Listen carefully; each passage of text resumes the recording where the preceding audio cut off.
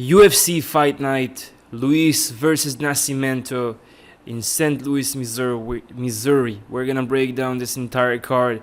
I'm gonna tell you which fighters I think is gonna win, which picks I'm gonna pick.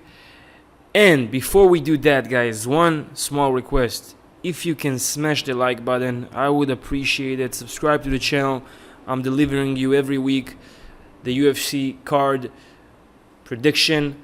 Your like means a lot. I would appreciate if you could take the mouse, click the like button, and just move on with your day. With that being said, before we start and break down this card, let's go and break down UFC 301 Pantoja versus Erceg. This was a great card for me, and I will explain you why. I get to this point in my betting journey where I understand what are my weaknesses and what are my advantages, and I'm sure it's something that you guys will find interesting.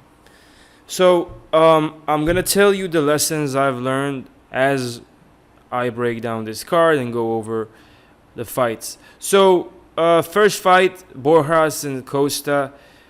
To be honest, I thought Borjas would win, but he didn't win. Costa looked great. He was fast. He was strong, and this was the first time Borjas got knocked out. Borjas didn't look like himself. He looked a bit slow and surprised. And good for Costa. He showed that he's improving. He's training with Diego Lopez in Mexico, and he's a great guy. I see a bright future for him as he improves in the flyweight division. Next fight, Ismail Bonfim and Vink Pichel. Well, Vink Pichel is already 40 years old. It's like his days are ahead of him. And Bonfim just shown that he's a good striker. He could work on his submission and jiu-jitsu game where he usually loses. But yeah, good fight overall. I didn't have any bet on this too. Next fight, Dion Barboza and Ernesta. To be honest, I picked Barboza here, and this could have gone either way. I was surprised she didn't finish her in the first round. Like, you already had her back. Instead of just choking her, she wanted to, when she got to her back, she wanted to isolate her arm. That cost her the choke. With that being said, like in the third round, she just started fading. I felt like she had the better moments in the fight and more control time. With that being said, I will look to fade her in the future. Ernesta, in the first round, she looked lost, but as the fight went on, she really showed that her gas tank is there. But she should work on her jiu-jitsu for sure and takedown defense. But I picked Barboza and won. Next fight, I got Rufi and Malarkey. I got Rufi in a parlay and also money line. And man, this guy, he really reminds of Conor McGregor with his striking. And what he did there, like the Caesar sweep and the Caesar takedown, and just the preciseness of his striking. I love when I see strikers that are precise. And I knew, like, I'm gonna fade Malarkey. I lost because of him.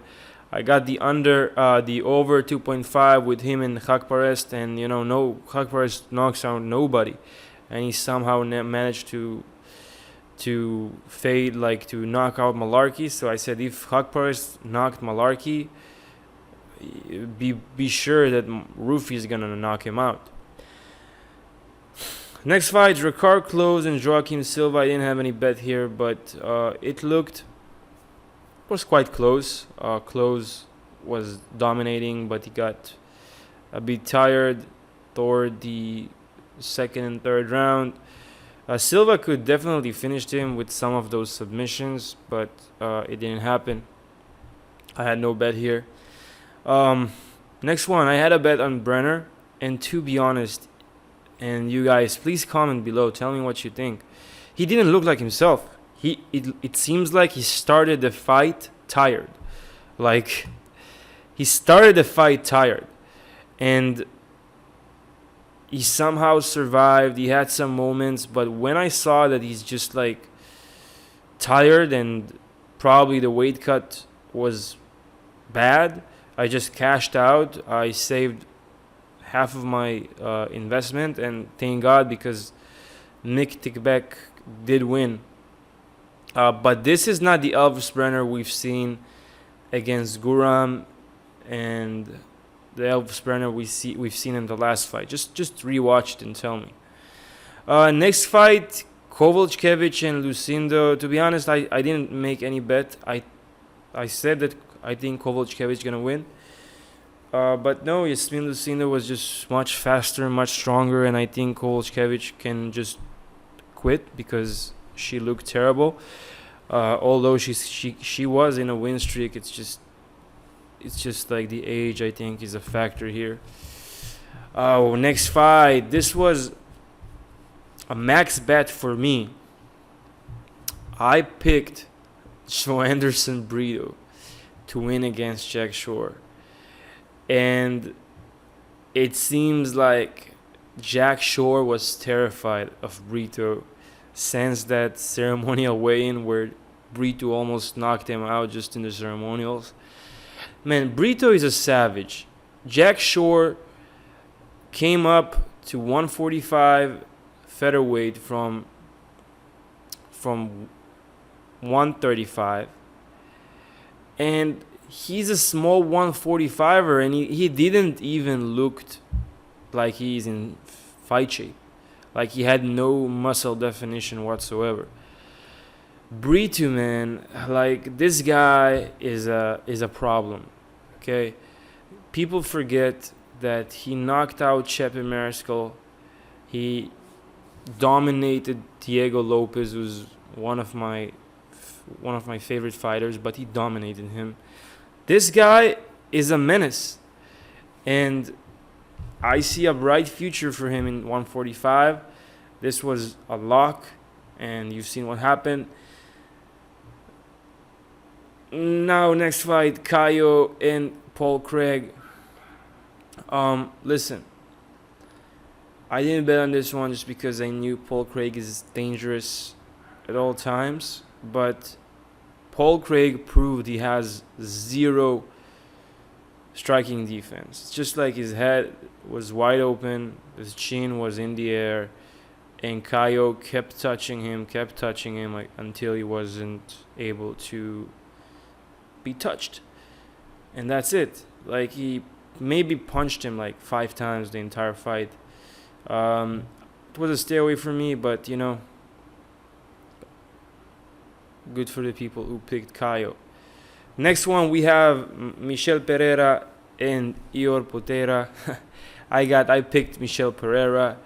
He was parlayed with Mr. Pantoja, which we're gonna talk about him as well. But yeah, man, like, Michel Pereira, I had the under in this fight as well. This guy is a beast. He's a very precise striker. He's a finisher. He's energized. He had this flip-flop, which, give him style points, but at some point, it seemed like they wanted to disqualify him because of the knee that caught Potera in the head or chest, whatever. That being said, good fight for Pereira. I caught him early before the lines moved down, so that was nice. Yeah. Next fight, Vitor Petrino and Anthony Smith. And I've said in the last card, this is a stay away. I've said that Smith is a fighter that is dangerous. And Petrino have shown the lowest IQ in the card, trying to take down an elite grappler, jiu-jitsu black belt, who's actually black. And, he paid for it. Like, Smith just choked him out of there. And I don't know, I like Petrino, but it was like super stupid to do what he did. Hopefully he learns from it and comes back stronger. Next fight, Jonathan Martinez and Jose Aldo. I was quite I wasn't sure. Like I picked Martinez to win. I've said it last week. But I didn't make any bet here. Just because it seems like if there's a person that could have won against Jonathan Martinez was Aldo. When Martinez saw that Aldo can check all his kicks, at some point he stopped kicking, and all he was left with his punches. But he's not such a good of a boxer, and Aldo is. He looked good. I'll be honest. Like he kept fighting hard for 3 rounds. It didn't seem like he was fading at the 3rd round, and yeah, he won King of Rio. I'm happy for him. And man, the main event, Pantoja and Erceg, this was a crazy one, to be honest. I was on the edge of the couch the entire fight because it was close, man. It was closer than I would have liked. I picked Pantoja. At some point in the card, I just wanted to cash out because it was just too close, and Erceg at the fourth was starting to really strike him. And listen, this guy is a problem. I can see Erceg going back to fight for the belt in a year and taking the belt and staying with the belt. He's a young fighter. He has elite boxing, good scrambles on the mat. Like even when he was taken down, he has shown that he has the ability to just keep staying away from danger. Just Pantoja is such an elite grappler with his transitions. But I see a bright future for him. He could have definitely won. I think that the only reason that Pantoja won the 5th round was just because, and I was happy he did it, obviously, but he went for the takedowns at the 5th round, and like, why are you trying to take down an elite grappler? Like, you just don't. Like, that being said, he's a real problem. I think I would love to see him fight against some other people like Royval, like Kai Kara France, Manel Cup. It's gonna be interesting to see how he scores those fights. But I see a bright future for him in the flyweight division. With that being said, let's start and break down the UFC St. Louis. First fight, we got JJ Aldrich and Veronica Hardy.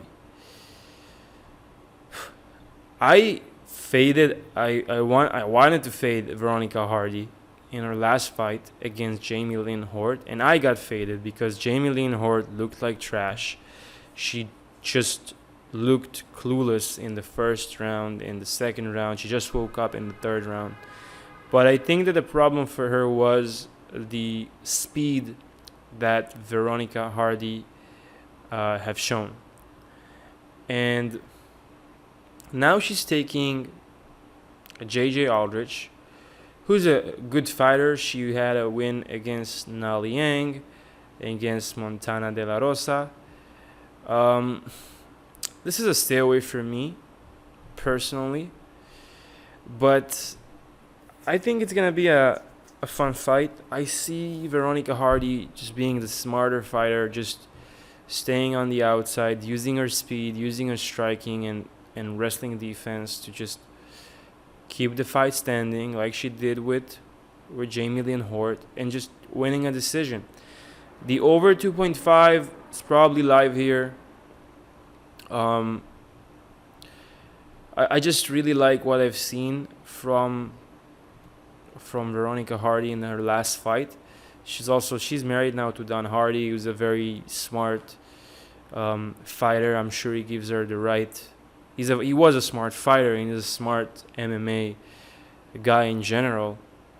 And I think that he's a good add-on to Veronica's Hardy strategy when she's coming into fight. So I think that this is Veronica Hardy. Next one, we got Jared Gordon and Kevin Jousett. We got a very heavy striker here, which is Kevin Jousett, and which is Jared Gordon, and we got Kevin Jousett, who's overall a good fighter. Like, he really shown that he can strike in his last fight against Kenan Song. He has really good takedowns. He's a judo black belt, and man, Jared Gordon, like, he was rocked in his last fight against Wellington Turman. It seemed like Wellington Turman is gonna win at some point, but then it just came back and shown why they call him the Night Train, because he sent Wellington to sleep. I like Jousett here. I think he's not gonna do the same mistakes that Wellington did, and that's gonna give him the win. But again, this is a stay away from me, and this is one of the lessons I want to share with you guys, which is, don't take the fights where you feel you have no edge. Like, I look at this card and I see, like, the fights that I want to bet on, they just shine bright, they're marked for me. Like, my brain can already tell. And there isn't a lot of fights that just glow in the dark when I look at this card. But this is a fight that glows for me. This is a fight I want to do a bet on.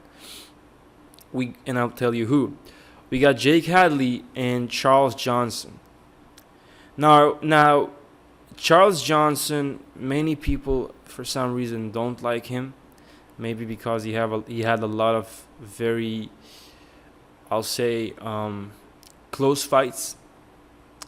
But it feels like Charles Johnson is now coming into his final form, and I see him winning this fight. I will explain why.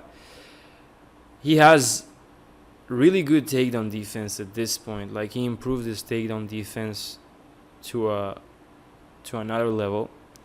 He has a good gas tank, and he's an elite striker. That's what brought him to the UFC, his ability to strike.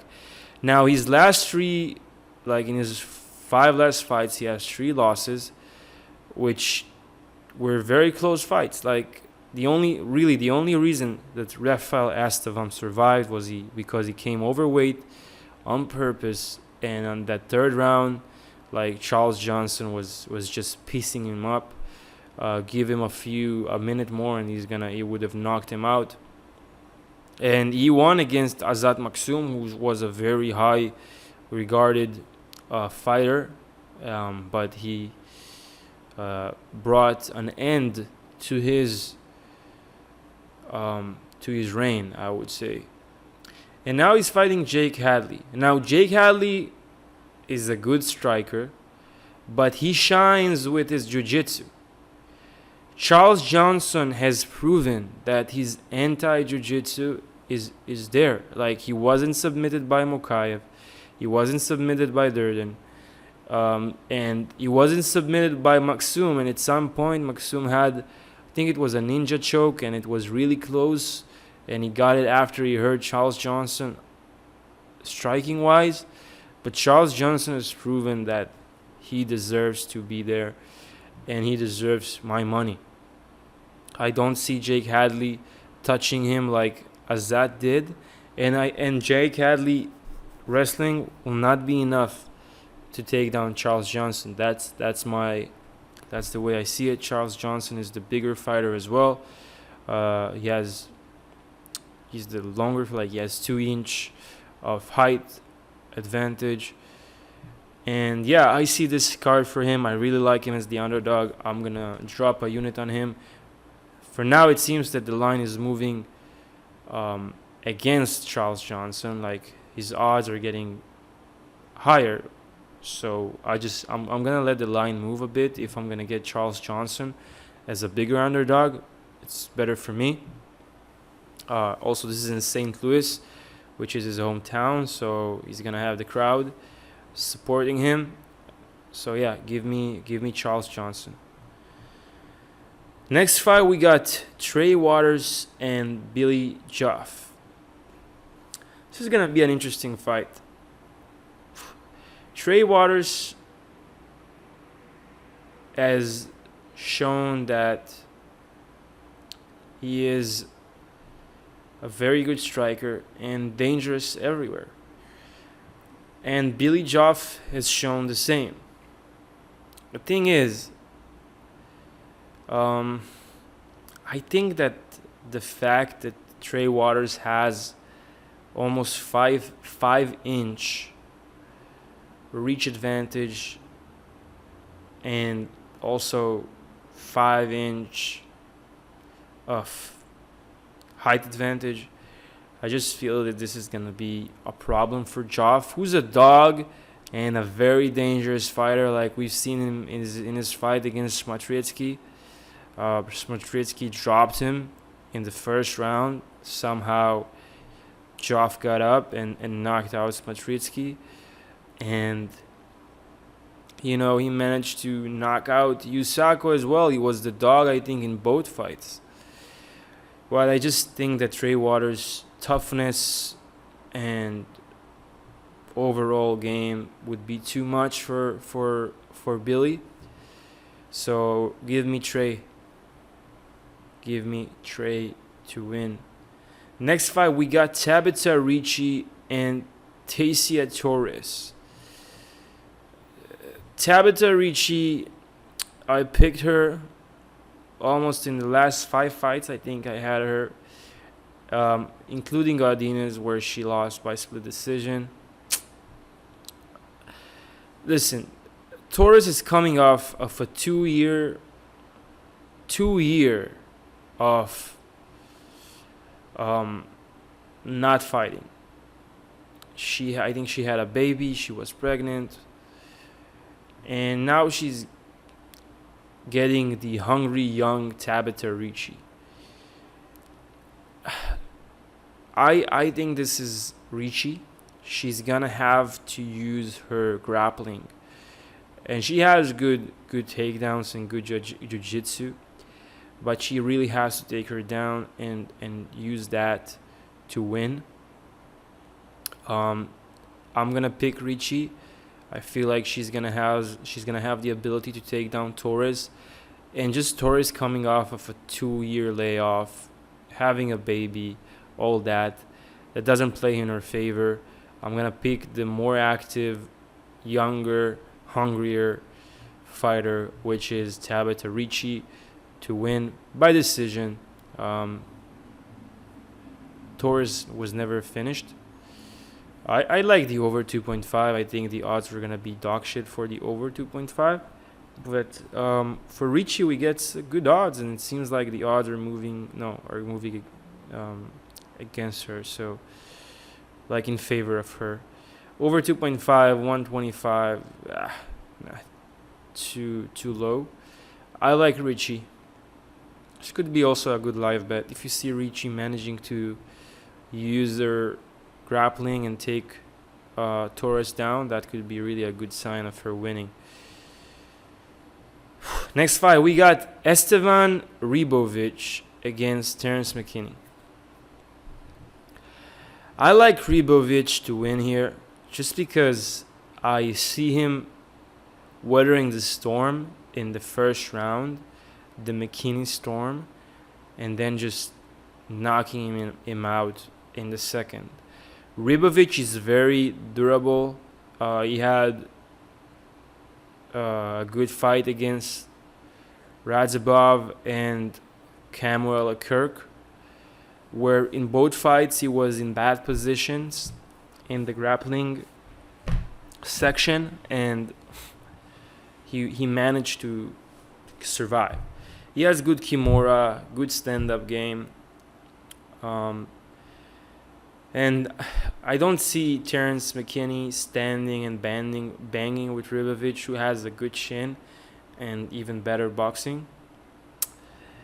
I do see him trying to take his back and maybe getting a submission, but I just think Ribovics really worked on his takedown defense, and he knows that that's probably what Terrence McKinney is gonna try and utilize against him in this fight. So I'm picking Ribovics to win, probably by knockout in the second round or the first round. Depends on how Terrence McKinney is gonna try to go at it. But yeah, that's my pick. Give me Ribovics to win. Next fight, we got Chase Hooper and Vyacheslav Borshchev.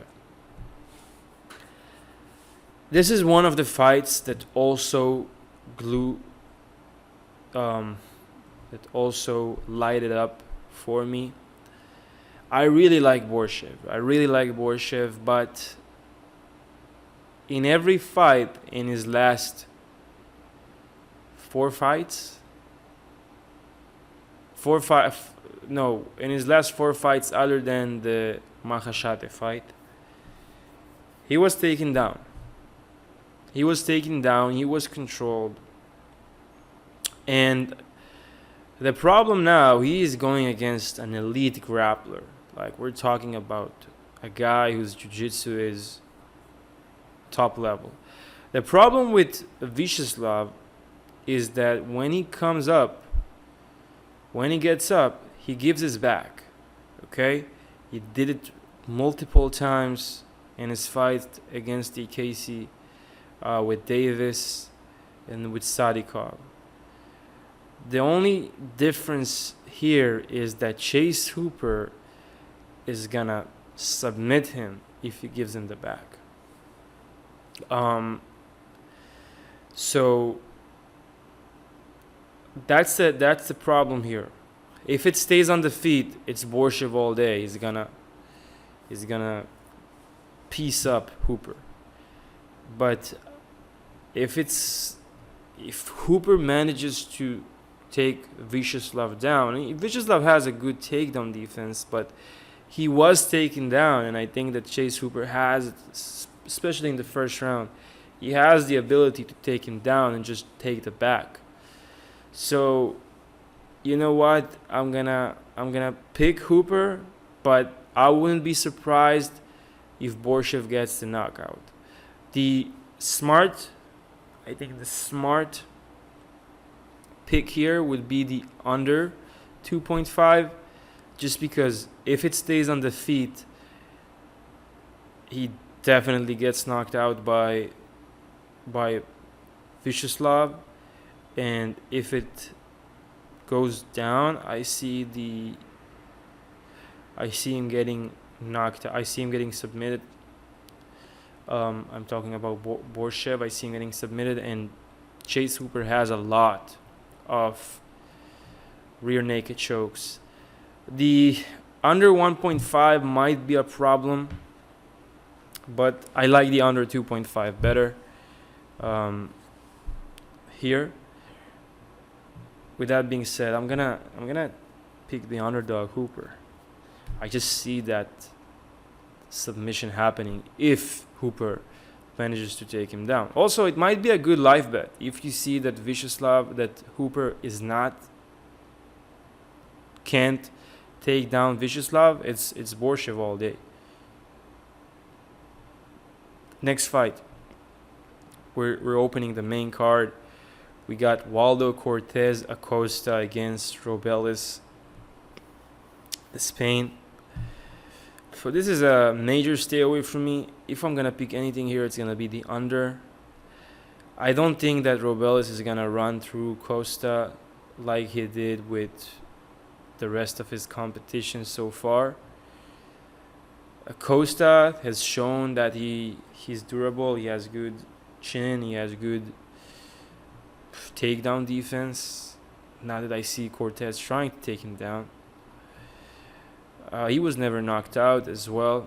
And he's the underdog here for some reason. I just don't know how Robelis will look if this is going over, like if this is going to the second round, gas wise, will he be able to stay sharp. I don't know. This is a problem. So this is a stay away for me. I might take the under. I don't know, but I just feel there's better spots in this fight. Let's see how much we get for the under. I'm just curious to see here what we're gonna get here for the under. So for the under 1.5, we got 148. That's not too bad. But again, Costa was never finished, and if I see someone getting finished here, it would be Costa. I don't know. This is just a stay away. This is again, like, you don't need to bet on every fucking fight. You just need to take the fights that you feel you have an edge, that you see something there that the bookies might not see. And this is what I see in the next fight. We got Alex Caceres and Sean Woodson. Alex Caceres, he's good everywhere, but he's just good. He's not like elite. Sean Woodson is elite with his striking, with his boxing, with his feints. And the way he's built is a problem for many people because he has very long limbs and he's durable. He has good chin. And I just don't see Caceres just outstriking Woodson. Like we saw that he had a problem with Giga Chikadze. And Sean Woodson, man, he's proven to improve. Like I follow him on Instagram. He's a very committed. It seems like he's in it for the long run, and he's not like playing. I just like his mindset. I like his constant improvements. I like his consistency. I like his discipline. And I don't see Caceres taking Woodson down as well, which might be the only place he has an advantage over Woodson. Woodson has shown that he has elite takedown defense. And look at his wins. Wins against Yusuf Zalal. Win against Colin Angelin. Win against Dennis Bloche. Win against Charles Jourdain. And I don't even know how this was a split. Like, Woodson won by unanimous decision. 29-28. The least. I don't know how they gave the split. That being said, and he was the underdog, a big underdog there. And I picked him. And I'm picking him now here as well. Caceres is probably going to be losing by unanimous decision here. Give me Woodson. Woodson is from St. Louis. This is going to be his hometown. He's going to give a show to the people. Next fight, we got Diego Ferreira against Mateusz Rebecki. This is a stay away from me. I picked against Ferreira in his fight against Michael Johnson. Michael Johnson looked phenomenal until he just killed him with that overhand right. That just sent him to the shadow realm.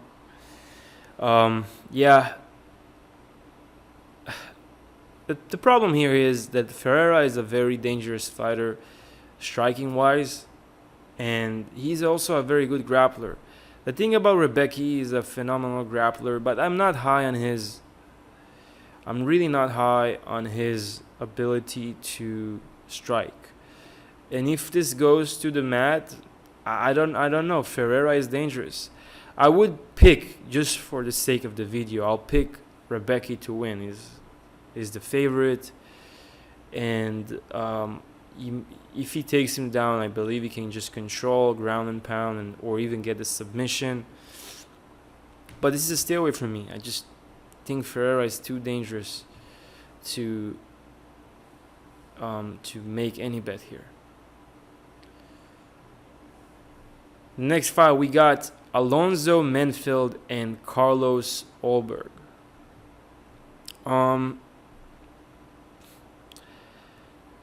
This is another fight it's really hard to predict. Menifield shown that he has the ability to stand and bang with the best, and he did it with Dustin Jacoby, who's a phenomenal boxer, phenomenal striker, and he somehow managed to win as Jacoby started fading toward the later rounds. Now, Ulberg, man, he's a very good kickboxer. He got some good wins against people in the division. I just feel this is a step up in competition. And Menifield is dangerous. I don't know. This is gonna be a very hard fight to predict. In terms of reach, they're almost the same as well. I'm just gonna go with the dog, where I feel there's more value.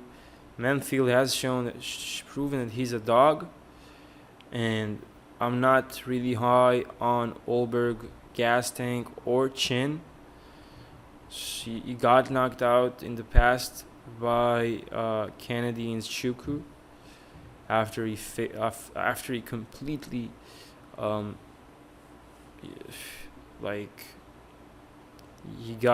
his gas tank was just not there in the second round. He worked on his gas tank, but Menifield is a problem, man. I think it's gonna be a very close fight. But if this goes to the third round, I see Menifield getting the win. Okay, we move on. We got Buckley and Nursultan Ruziboev. This is gonna be an exciting fight. I was riding the Buckley wins so far. In his last, I bet on him in his last 3 fights, and I don't know. I feel my spidey sense tells me to stay away here. Nursultan has shown that he has good striking. He can snipe Buckley, okay? And I feel like Buckley is a bit too over himself lately. I'm happy that he's confident in his ability, and I hope that he proves me wrong. But I feel like he's gonna get humbled here by Ruziboev, who has the reach advantage. They don't show it here, but he's 6'5", and he shows his precision. And Joaquin Buckley, okay, he won against Fialho. Everybody won against Fialho. He had a close fight against Morano, which he won the decision. And he had a phenomenal fight against Vicente Luque. But again, I'll say that Morano and Vicente Luque are more grapplers than they are more jiu-jitsu guys than they are strikers. Ruziboev shown he has elite striking. I don't know, but he was sniping Bruno Ferreira, and he sniped Cedric Dumas. You may say there was the eye poke or some, obviously that played in Ruziboev's favor. But this is just a stay away from me, because I don't know. Also, I think Ruziboev is going down in weight to 170. is this? I think this is gonna be in welterweight. So he's gonna go down weight. I don't know. I've never seen him in welterweight. So there's just too many unknowns here for me. This is not something I feel I have an edge on. And the last fight, we got Derrick Lewis and Rodrigo Nascimento. I like the dog. I like Rodrigo Nascimento to win here. He has shown that he has the ability to stand and bang with good strikers like Dante Almeida and even submit them. I'm not saying that Dante Almeida is the same striker as Derrick Lewis. It's just I don't know which Derrick Lewis we're gonna get. Okay, he might be, winning with a flying knee, or he might be doing jack shit for 5 rounds like he did with Almeida. I think that Nascimento has the ability to take down Derrick Lewis and submit him. And he has the ability to just stand and bang with Lewis, I guess, unless Lewis finds his chin, and then it's good night. This is a stay away from me. He got knocked out in the past,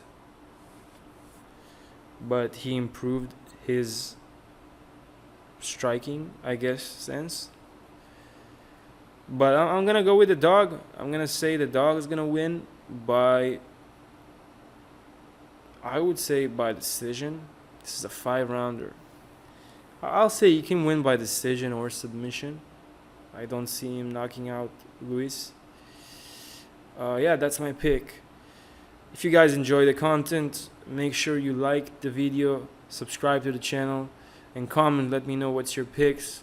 Maybe you disagree with me. I would love to know why. Write it down below.